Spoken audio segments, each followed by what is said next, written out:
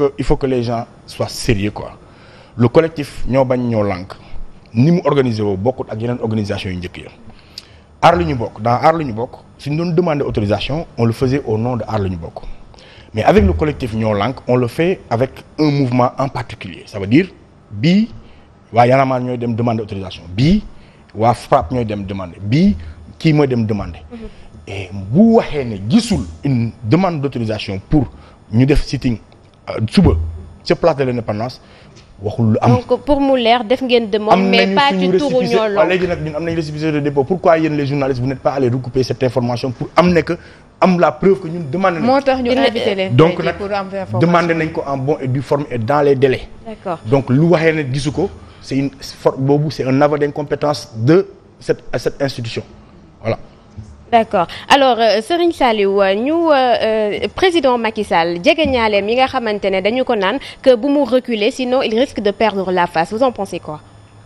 Bon ce que j'en pense c'est d'abord il faut nga analyser ñi nga xam ne ñooy wax loolu l'ex-premier ministre monsieur Souleymane Ndéné Ndiaye qui est aujourd'hui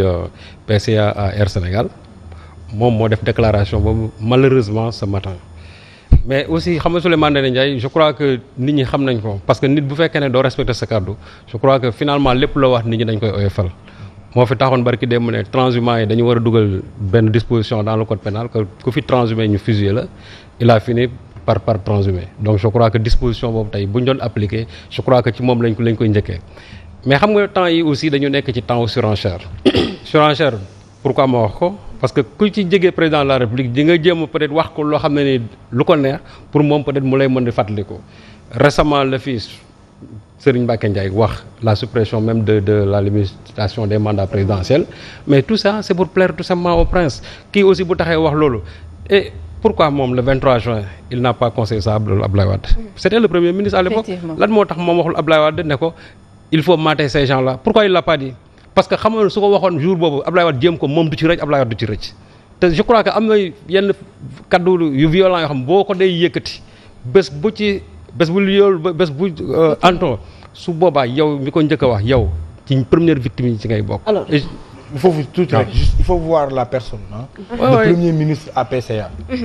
jarul waxaat. voilà balaa di met ngay dugal info parce que am na info boo xamante ne dañ ko joxe en exclusivité ci Zik FM mu ñeel promoteur bi la di Luc Nicolaï plutôt donc police daal dina koy arrêté gendarmerie bu Thiès yóbbu ko directement prison di rappeler que ci lu ñeel affaire Lamantin Beach la ñu condamné woon ko à 5 ans dont 2 ans yoo xamante ne daf koy tëdd donc finalement jëli nañu ko tey pour yóbbu ko fële ca prison moom Luc Nicolaï voilà.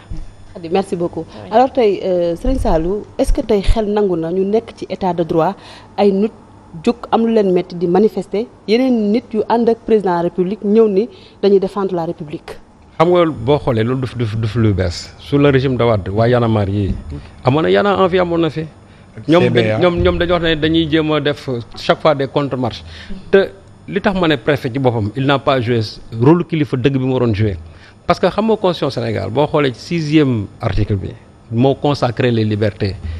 te liberté yooyu bi ci njëkk liberté de manifester ci boppam moom moo ci jiitu te article bi topp ci ginnaaw muy article 7 ou 8 lu mu wax mu ne képp koo xamante ne nii da ngay jéem a entraver l'exercice d'une liberté dinañ la jàpp ba pare dóor la ay daan ñu war a daan cela veut dire quoi ça veut dire que tey bu kenn waxee ne man damay marche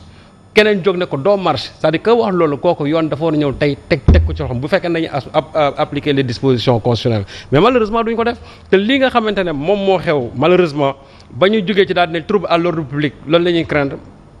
moi je me dis que tout simplement c'était un coup monté ñoom xamoon nañ bu baax ne ces gens-là qui se disent que déjà ñoom je ne sais pas sont les boucliers de la République en fait ils ne sont même pas les boucliers justement. Ils ne sont même pas les boucliers de Macky Sall. dañuy défendre la République mais République bi dafa nasax à ce point wala ñoom dañuy jaawale ni yaakaar ni président Macky Sall moom République en fait ñooñu c'est des gens quand même yoo xam ne ni qui veulent se faire tout simplement qui veulent se donner une existence tout simple parce que boo xoolee ñoom c'est des gosses qui sont de la COJER te am na waa COJER yoo xam ne ils se sont même désolidarisés de cette initiative là encore les républicains arabisants ñoom seen wàll boobu aussi ils ont fait une déclaration en disant que ñoom ils se désolidarisent de cette initiative pour dire que même ñoom au sein de leur propre majorité am na ñoo xam ni ànduñu ci loolu donc ñu koy def naan ce sont les boucliers ñoom ils ne sont même pas les boucliers de leur propre personne à plus forte raison parce que su fekkee ne président bi ñii ñoo nekk ay boucliers je me dis que réellement donc le président war na xoolaat boppam parce que je crois que le premier bouclier de cette république là c'est d'abord la constitution gis nga constitution moom mooy aar réew li ci nekk bu tant que ñu ngi koy topp je crois que réew moomu du am benn jafe-jafe mais bés bu ñu ko bëggee chambouler bëgg a jël leneen tegaat ko ci kaw su boobaa foofu la sécurité di commencer am problème ci réew mi te souvent dañuy wax naan trouble à l'ordre public mais je dis que ñiy troubler à l'ordre public c'est ce qui trouble l'ordre constitutionnel te ordre constitutionnel moom soo ko troubler rek di nga indi trouble à l'ordre public mais il faut respecter la constitution quand tu respectes la constitution il y aura pas de problème man ce que je ne peux pas concevoir les gilets jaunes pendant 6 mois en France ils ont manifesté dem nañ ba yëngal les grilles de l'Élysée kenn ki sax toog na ci benn télévision daal di wax ne beneen yoon dañuy dem dugg ci biir ba gars yi sax finalement dañu wax kooku dañ ko war a jàpp mais il était protégé par la liberté constitutionnelle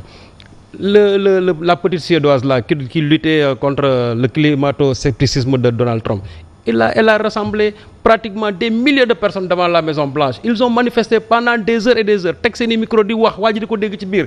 mais loolu su fekkee ne mën na am ci réew yooyu am France am États-Unis ñoom dañu gën a nekk ay démocrates ou bien ñoom dañu gën a xam la notion de liberté. tey jii bu ñuy wax ci wàllum démocratie tey sénégalaise est-ce que tey mënuñu jàpp ni dafa dellu ginnaaw. parce que mënuñu fi nekk ci jamonoy Abdou Diouf ci jamonoy Abdoulaye Wade ci jamonoy Macky Sall aussi même problème la ñuy nemmeeku yoo xamante ne ni waroon nañu ko dépasser. mais su ma waxee ne dafa dellu ginnaaw c'est un euphémisme la démocratie s'est effondrée sous le régime de Macky Sall dafa effondré wu c'est-à-dire bu doon dellu ginnaaw sax il y a la possibilité mais je l'aime dafa effondré wu parce que pour lu tax ma wax la ko d'abord la consécration des libertés loolu dafa c'est-à-dire sous le régime de Macky Sall regarde ce qui se passe c'est-à-dire liberté yëpp la ñuy brimer toutes les libertés regarde l'impunité qui règne au sein de l'État les scandales financiers yi fi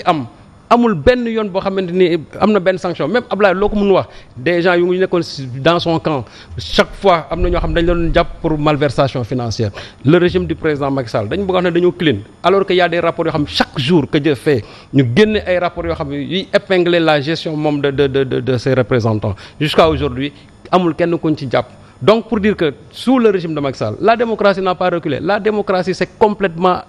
affaissé te loolu je crois que bon c'est à son actif aussi. mais Serigne Saliou est-ce que loolu tamit li ko sooxe bokkul ci li nga xamante ne mooy ñàkk premier ministre bi ndax nag peut-être taw Boun Abdallah Dionne daan na gis ne am na ñu doon jug sax au moins même bu dee day nëppal dinañ xaw a dalal tuuti xel yi mais tey jii amul kenn koo xamante ne di nga mën a wax ak moom pour solution génn. non en fait ce n'est même pas l'absence du premier ministre parce que tout ce qui s'est passé de 2012 jusqu'à 2019 parce que premier ministre bi avril bi passé rek lañ ko supprimer mais de 2012 ba 2019 quand même gis nañ njombe yi nga xam ne moo fi am maintenant lui c'est de sa responsabilité parce que moom moo dem supprimer premier ministre bi au nom je ne sais pas d'un fast track je ne sais pas lan moo ko lal est-ce que c'est pour des performances économiques est-ce que aussi c'est pour des raisons politiciennes